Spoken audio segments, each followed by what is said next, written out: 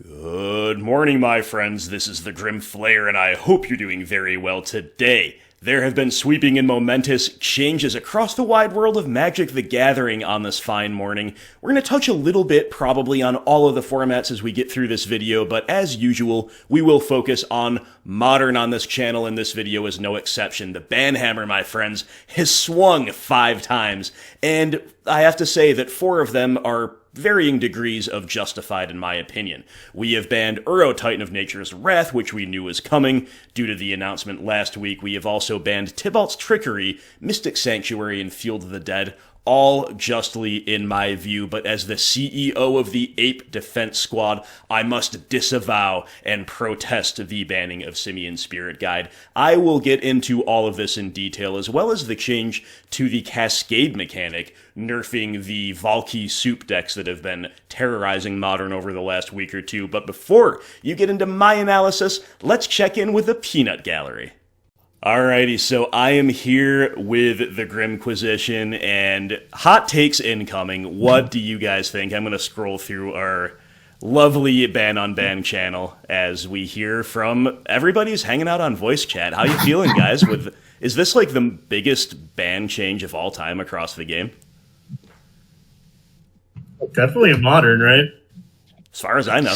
Probably say, yeah. I don't think there's ever been a ban, at least that I can remember in Modern, outside of like the initial ban list, that just completely took multiple archetypes out of the game and brought several back in at one time. Right. Since the inception of Pioneer, this feels like the closest to a new format creation. Ooh. This feels like going into it with new outlooks, new expectations, and anything goes. I love it. That's a good way to look at it. It doesn't end up like Pioneer. Yeah, combo. Yeah, it definitely was a Christmas morning experience coming to the bans. I can't believe they hit every single one of those cards. I mean, and I really, really like the reasoning they gave for some of them. It's clear they're willing to take a stand on cards just for the play experience alone, and I think that's a really, really awesome sign. Yeah, and it's a repudiation of their own design trend, basically, which is really interesting, and that's one reason among others, that I didn't think it would be quite so sweeping and so many changes, but we got them. Let's go. Absolutely. The important line was the bit where they're talking about the homogenization of win cons, where every single mid-range battle shouldn't come down to a land versus the land that gets a card back from your graveyard. Yes, exactly. Yeah, I think Guy said, or somebody said, was it Guy, was it Dan, a little while ago, that like, or maybe it was Dogfish, it was like, whoa, drawing a land in the top deck war, it's bad again. How novel. Like, that's just beautiful. Yeah, it's so exciting. As an Amulet Titan player, I'm glad that Field of the Dead is gone, so I can actually make mana bases that make sense again. Yeah. As a non-Titan player, I'm glad that Field of the Dead is gone. Look at that. Maybe there's actually a chance past turn 4.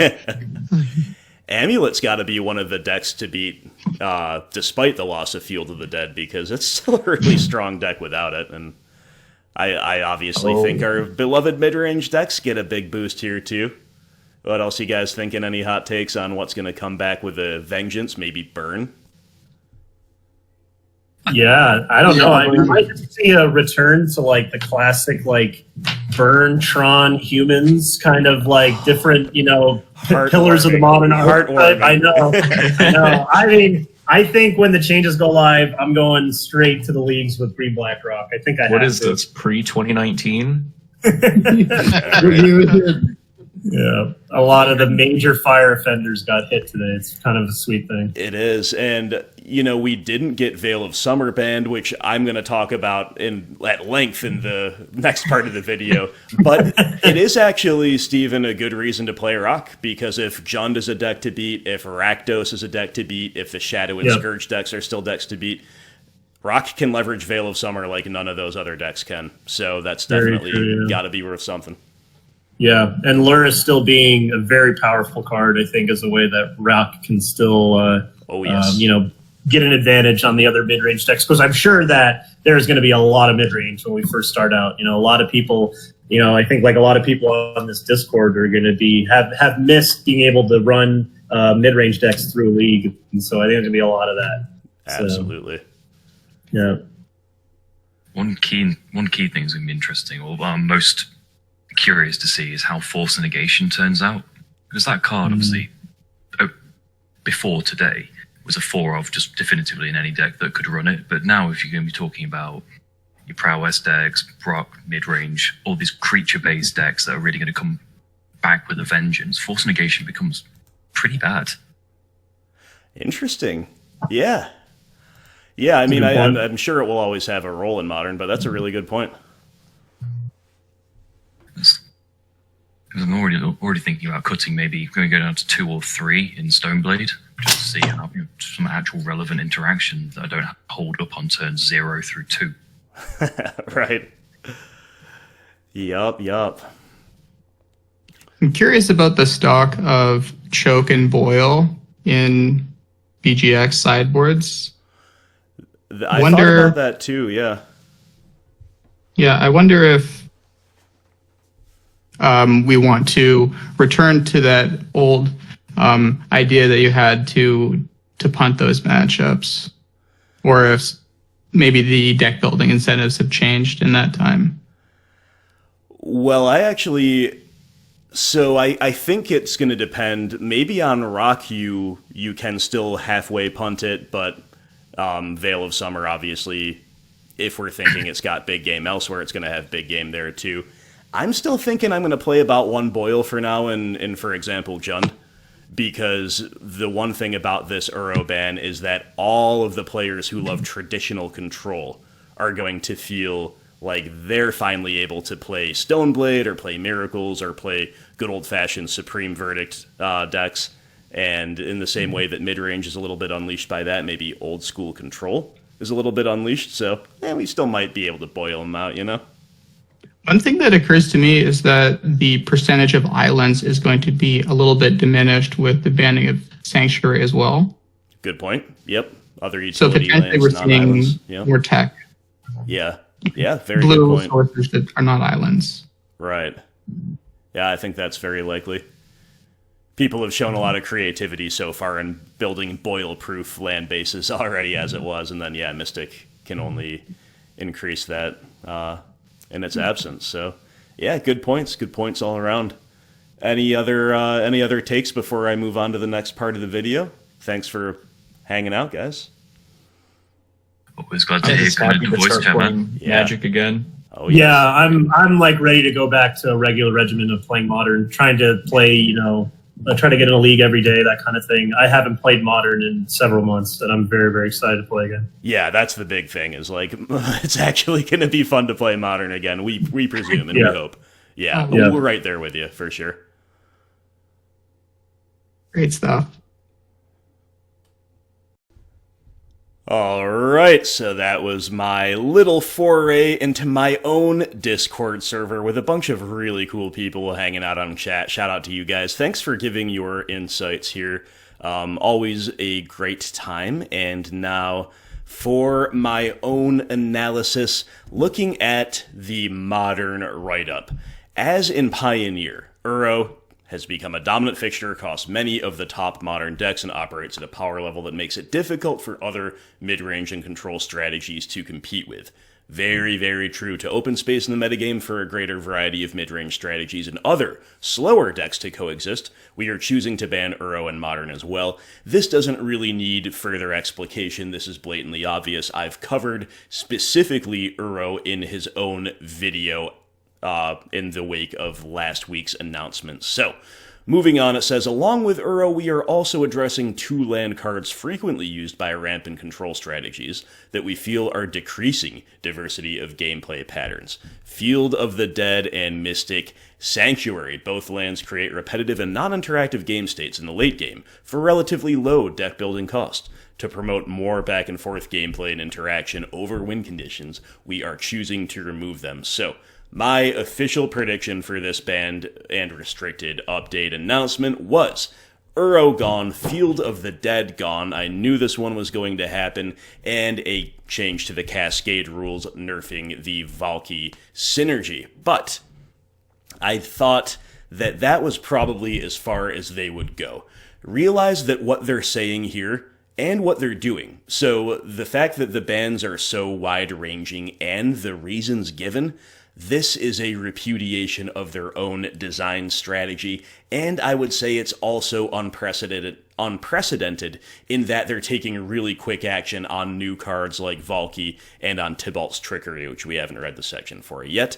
But I was thinking, okay, if they ban this aggressively, it would be unprecedented. Therefore, it's not that likely that they're going to, so I'm expecting a more conservative ban.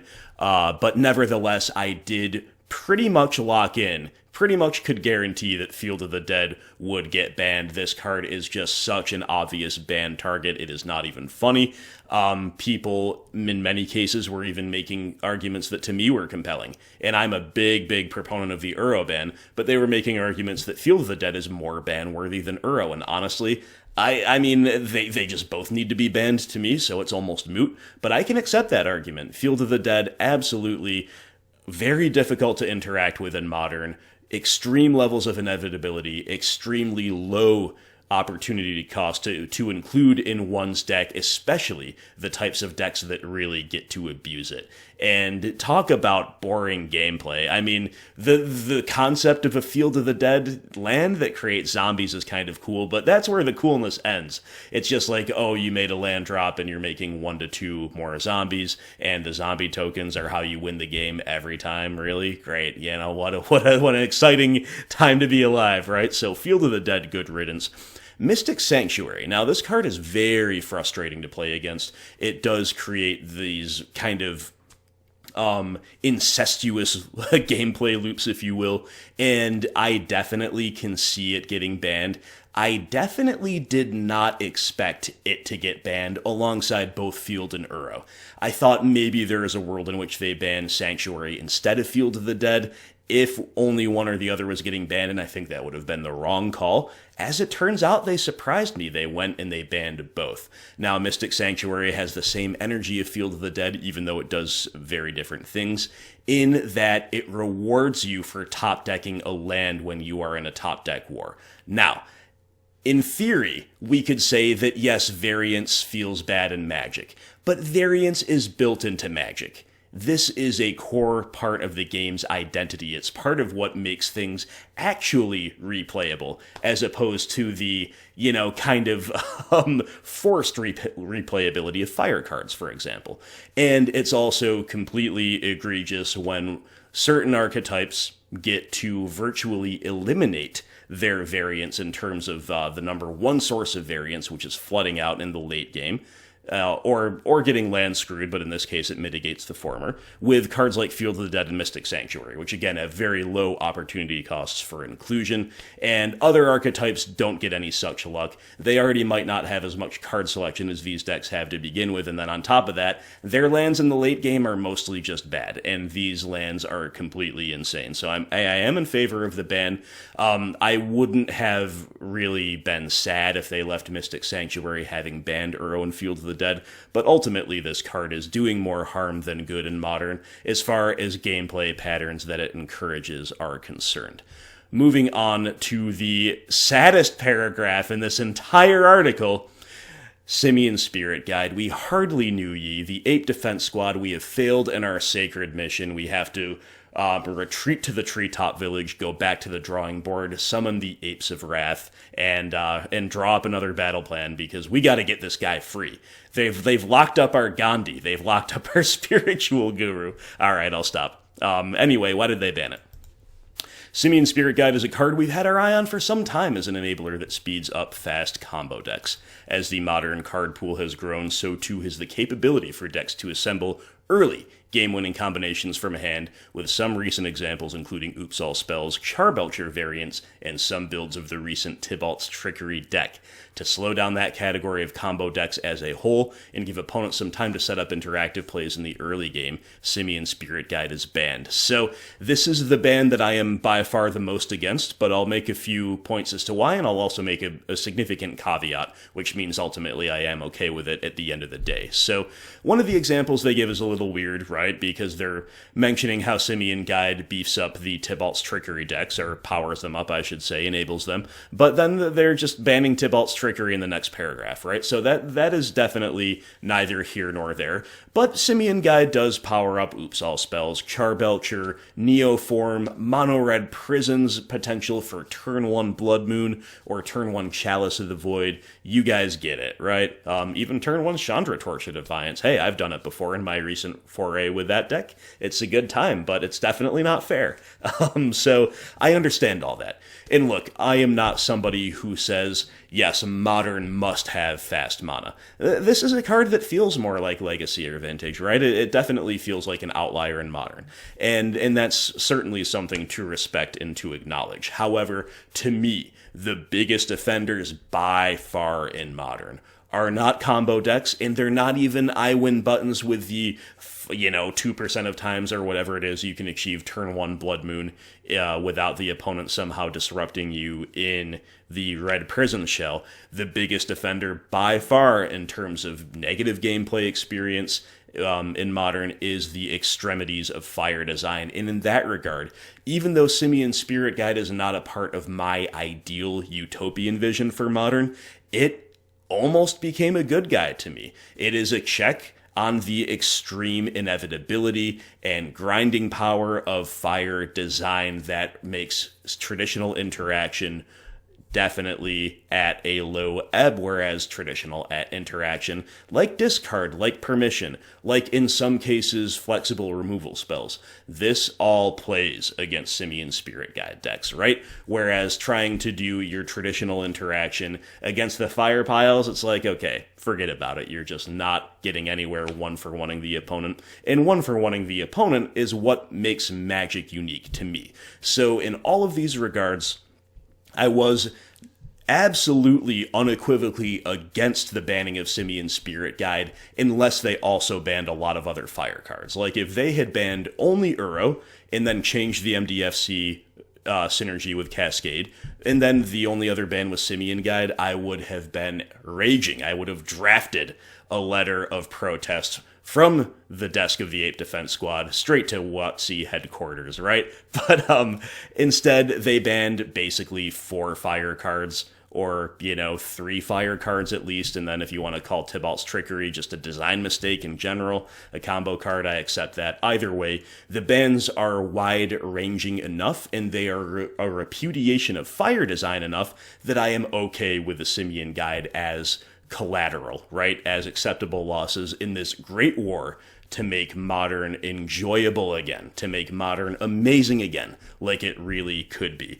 The final thing to say about Simian Spirit Guide is that personally, Ad Nauseam is my favorite combo deck. I think it is a healthy combo deck in general for the format. I find it very interesting. I find the design of the deck fascinating, and Simian Spirit Guide gone means the deck doesn't exist anymore. It might be able to reinvent in some kind of, inverter style way. This is something that I've heard a couple people mention, and I don't know what that would look like, but I know it's going to be worse, and it's probably not going to get there without other help. So RIP Ad Nauseam, RIP Simian Spirit Guide, but these things do happen.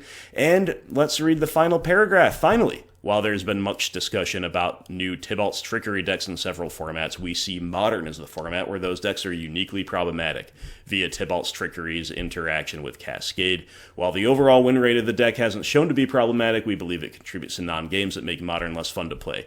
As the goal of this update is to shake up the metagame into a more fun spot, we are concerned that a continued metagame presence of Tibalt's Trickery decks would work against that goal. Therefore, we are banning Tibalt's Trickery in Modern. I don't have a great deal to say about this. I think this is a fine ban. I think relatively few people will disagree. At the same time, I do think that Mystic Sanctuary, Field of the Dead, and Uro, at least 2 of those 3, Uro plus one of these 2, were much more urgent bans than Tibalt's Trickery. But if you're going to ban that, I don't think most people are going to cry about it. So we're going to talk about a few other things, including what was not banned. But before we do, let's just look at this. Look at this huge list of modern ban cards.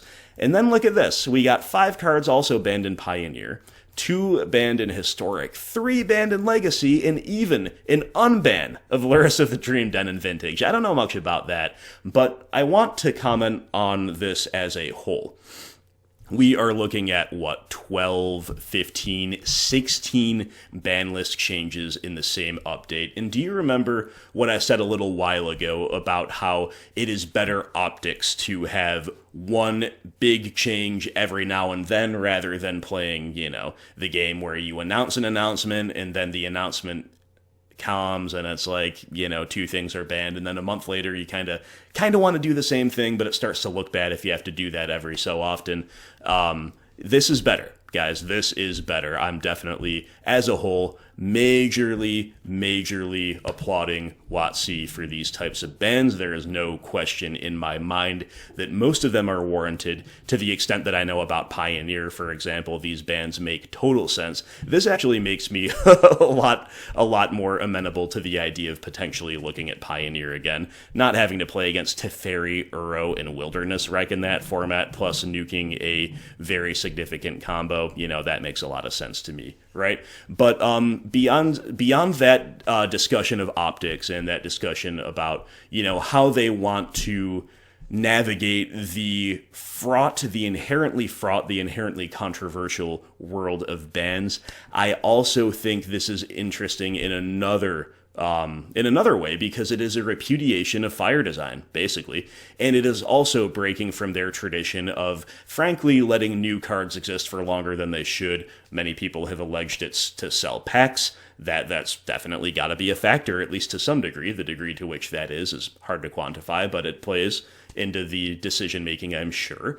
And also, just again, going back to optics, I think it looks bad to have to ban cards right away, basically, after they come out. But the fact that they're taking very quick action on Tibalt's Trickery, taking very quick action on this Cascade change, which we will cover next, and also doing the big ban list thing as a whole, while basically pushing back against their own unpopular design trends, you have to give them credit for it. This is an acknowledgement that the recent direction of Modern and of other formats is not what the community wants, and this is a very significant step toward correcting that.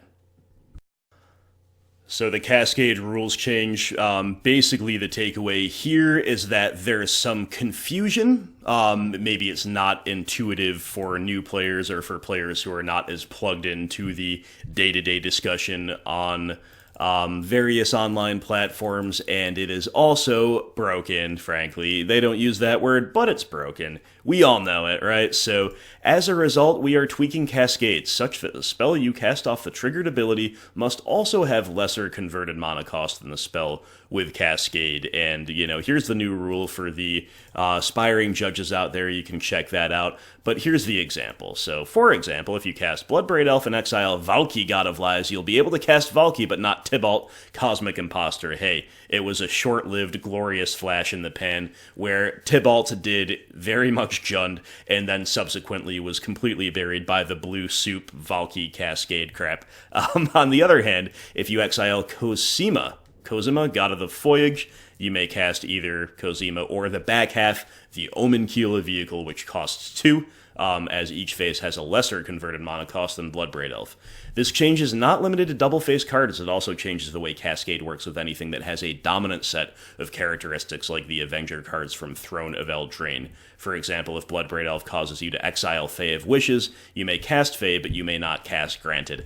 I misread this at first. Reading it now, on a computer screen, it makes total sense that this is, basically just saying that the adventure cards work like the MDFCs do. But being attacked by my children at the time and reading it on my phone, I kind of, read it in fits and starts, and this was something that stood out to me. I thought we were getting a little bit of a nerf to, for example, Panza. If you could Bloodbraid Elf, you could no longer, if you did Bloodbraid Elf into Bone Crusher, you could no longer cast the sorcery. You could no longer cast the adventure. I again, was a little distracted when this happens. I don't think that's true the way I'm reading it now, and some other people have confirmed this with their interpretation, that basically if both the dominant and the non-dominant side, which is apparently the terminology they use for the adventure cards, are lower, the CMC for those is lower than that of the Cascade spell, you can cast either one. So you should still be good to Bone Crusher Giant, or to Stomp as your heart desires off of a Bloodbraid Elf. And finally, the interaction between split cards and Cascade is unchanged, just for the record. So that is what's up with the Cascade rules change. Obviously, I am hugely in favor of this. There is no question that the Valky interaction needed to be stopped. It'd be cool if Jund was the only one doing it. Maybe even that was, frankly, maybe a little bit too powerful. Time would have told with that. But this goes back to my point about fire design, and does BGX midrange have a future?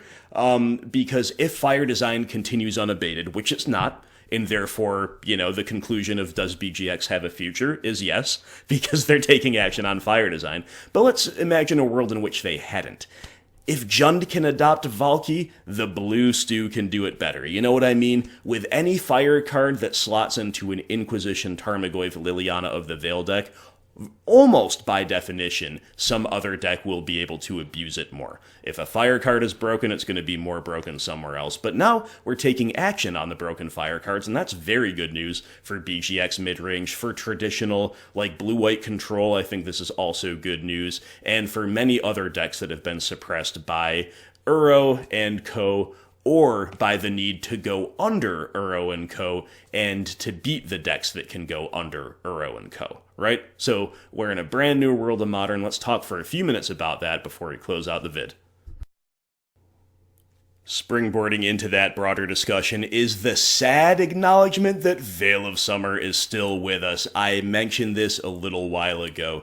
I had mixed feelings about whether or not X, Y, and Z cards would be banned, but within the context of discussing those, I did mention that I had the sinking feeling that Veil of Summer had been institutionalized in Modern, and if they didn't ban it here, when will they ever ban it? Well, now it's going to take something really special. We've seen this card become like the second, maybe the second's not true, certainly the third most played card in Modern for enormous chunks of time, and that should not be the case. It is a reactive card with almost no proactive use cases, and it is a relatively narrow, in theory, color hoser for only 2 colors. Despite that, it is a 1-mana cryptic command way too much of the time to not see widespread play, and it's still here. And it's still here. So, Veil of Summer, I'm afraid, has become institutionalized in Modern. Now, that said, they're also showing a precedent that is relatively new for aggressively banning fire design cards and cards that otherwise feel unfun. Mycosynth Lattice was maybe an example of them doing that in the past, but this is a more significant step in that direction. And Veil of Summer definitely qualifies as unfun to most people. It's a unique effect, but it's, again, something that stymies traditional interaction in a really brutal way.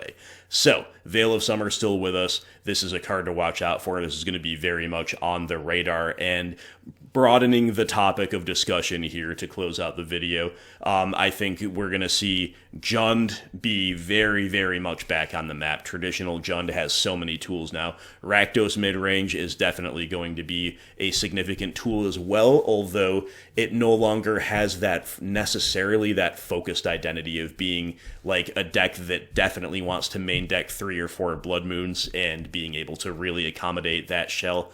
That card rather with their shell. They could still do that, but as Blood Moon and as high demand as it was before, certainly doesn't seem like it. But maybe that's still definitely a cool role for Rakdos, but Rakdos can restructure. We're looking at the definite expected from me preeminence of the Luris Shadow decks as well. The Rakdos Shadow, maybe a little bit of a white splash in there. Jund Shadow could come back too. So these are a lot of decks that are definitely loving these changes. But where does that leave good old-fashioned Rock? We definitely stand to get outground by Jund. We definitely on average, I think stand to get outground by Rakdos midrange with Kroxa and Spyro and all the rest. And then against the Shadow decks, Rock has good game inherently, but hey, they've got the free 8th card in the form of Lurrus Companion. But one thing the Rock can do, my friends, we can play Veil of Summer better than any of those other decks can. Veil of Summer, some of those decks I mentioned are not green. Others, like Jund, green is only a minor splash. It can be very, very difficult to hold it up. It's also a very bad cascade most of the time off of Bloodbraid Elf. The same applies to Jund Shadow, although it is a little bit easier to accommodate it, and they don't play Bloodbraid Elf, but still, no shell in mid-range accommodates Veil of Summer like the Rock does. So even that, if we expect a glorious new era of black-based mid-range being very, very prominent in Modern, well, Rock can survive that, in part on the strength of Veil of Summer, I think. And beyond that, Rock remains focused, it remains streamlined, and it remains very flexible, interesting, respectively powered deck. So, as always, I'm looking for a future for the Rock, and I'm looking for a future for all the other black-based mid-range decks. And right now, my friends, it is looking pretty good. So thank you so much for watching. As always, I know you will let me know what you think about these changes, or in the case of Veil of Summer, the lack thereof, in the comments below. This has been, I'm sure, a bit of a rambling video, but I wanted to get my group involved because I knew a bunch of people were hanging out on voice chat right around the time I became free to make this video, and I also wanted to get this video out as soon as possible. So if it is a little organized relative to the usual analysis, forgive me, and just join the party, right? We're just having fun. And as always, if you lost money on the bans, if you lost an archetype with the bans, I definitely, genuinely do sympathize. So let me know what you think about all this in the comments, as I say, and I will see you for some brave new Modern starting, I guess, midweek, right? So take it easy until then, and I'll talk to you soon.